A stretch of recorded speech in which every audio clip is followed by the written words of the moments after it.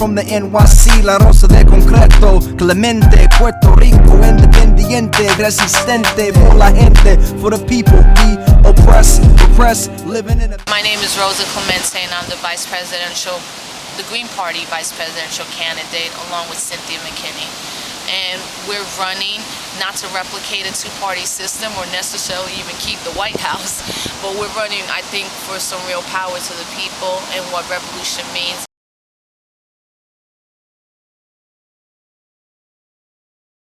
I think ever since African American and Latino people began to run for these offices, mostly Democratic offices, the last 20 years there's definitely been a class of elite people that's been created that look like black, that are us, black and Latino people that have reached kind of this public servant elected official status, and nothing changes. I mean, we have more black and Latino elected officials than ever, and the conditions for working class people are worse. It has to be multiracial, it has to be multi-generational, because it's about working class people and poor people, you know, and there's a strong elite, and whatever that 1% that makes more than 150 million people in America,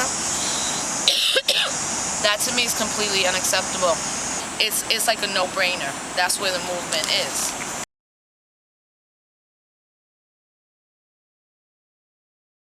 I think that the role of trade unions now is probably the biggest role in the next 20 years of any movement. I mean, it really comes time now for like what I call a general strike. Not what I call, what people done in the past. Shutting the whole thing down, shutting the means of production down. And I think that's trade unions are the key. Excuse me. Trade unions are the key to that.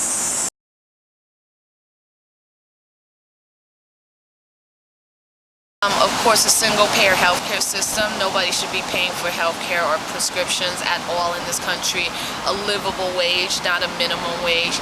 For me, as a young person of color, a complete dismantling of the prison industrial complex, a repeal of every standardized No Child Left Behind type of act that is, I mean, we got 50% across the board dropout of Latinos in this country and black kids in high schools. I mean, they're not even graduating high school. Particularly around the environment, green jobs. Young people, we have to think about the green jobs movement as not just like an organic towel or a bamboo watch I can buy.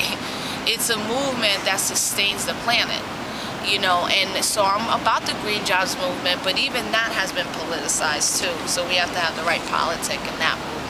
The Democrats and Republicrats, if you want to say both of them, are corporate entities. They have the greatest marketing campaign that we've ever seen. It's not about who I like. It's not about a personal attack. What do they represent? Both parties clearly don't represent the majority of what we need. That's why I tell people, vote for the Green Party. If you're not going to vote, look, then organize.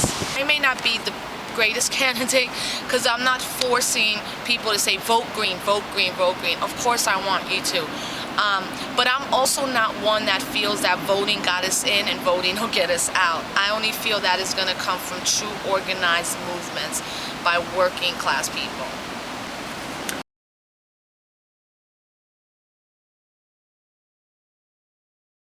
What we saw a couple years ago with the 1.5 million immigrant people and people coming on in support was fantastic, which is why it was so quickly co-opted by Democratic fronts and nonprofit organizations. The Green Party stance is amnesty.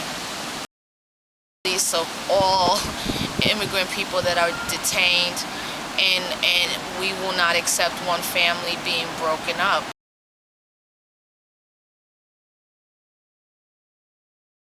I mean, I think the Green Party itself has to do a better job of having a better, like, international perspective. But I know that Cynthia's traveled all over, you know, to Mexico, to Venezuela, to Brazil, to Paraguay, where she's gonna go, where we have a new president, you know. And that's interesting because it's like the four peers of activism. You have a kind of a socialist and the liberation theology That's where the president of Paraguay comes from, this liberation theology movement, which I think is amazing. My thing is that what's happening in Latin America is how the world should be going.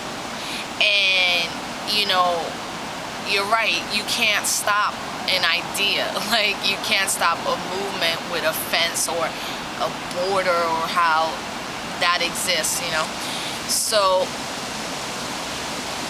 I think what we need to be doing is going to Latin America a lot and solidifying some really international mechanisms to be helping out each other. Like, I think when Hugo sends oil to Boston and the South Bronx, that's a very big move.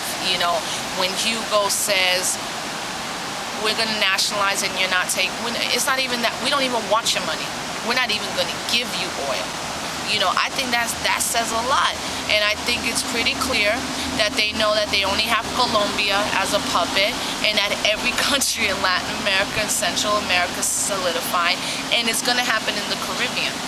The minute Hugo was in there, I was one of the first people, you know, I'm sure in my generation saying, you know, this is a movement and it's not going to be stopped. So it's not only hands off Venezuela, I think it's hands off all movements that are international and about the people. And it's not even third world anymore. We are the first world. We've always been that.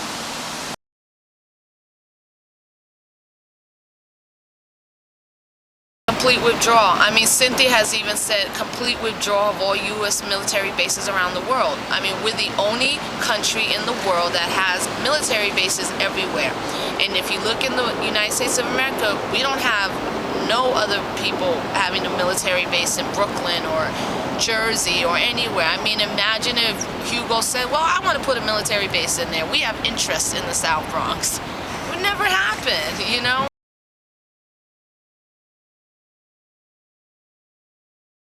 We have to be organizing right now to be prepared for whoever is that president, even if it's Cynthia McKinney, to push and hold them accountable. We have to have our own 100-day agenda. What does our 100-day agenda look like? And if they don't implement it, what are we willing to do? You know, so I'm all about organizing, and being prepared for the day after the election. I guess any final thoughts, any final words for our readers, who are mostly young people, trade unionists, who have broken with the capitalist system. Right. They don't think capitalism works. They're for socialism. They're for the democratic running of society, the democratic planning of the economy, you know, in harmony with the environment. That I agree. You know, I agree. I'm not afraid to say, when people say everybody having healthcare socialism, then it is what it is. Then it is socialism, and I'm good with that. You know, the idea that we have enough in this country not to have homelessness, poor people, elderly people having to decide if I'm going to eat or take my high blood pressure medicine, like, we have placed a monetary value on humanity. That's what capitalism does. It started when they took the first African off the continent, put him on a boat, brought him on Wall Street to make money off this human being. So I'm pretty clear that capitalism has to crumble, and it is crumbling. That's the issue. It's crumbling in my generation faster than I thought. So I'm completely supportive of all those ideas and values, and so is Cynthia. We're not afraid to say it. Run. And the VP speaks for me, a hip-hop Boricua from the NYC, La Rosa de Concreto. They're already containing us, you know, and they've been doing that in the black community hardcore for the last 2 or 3 years. Containment of people. Now they're spreading it to everyone, and it is completely now, as people say, it is a class. And it's like game on. Since the moment we leave on, it's truly game on for us as workers. Stop torturing war, cause I don't wanna go. You wanna know something? The time is now. While I'm rhyming now, you should be outside co-signing now. It's why I wrote this, man.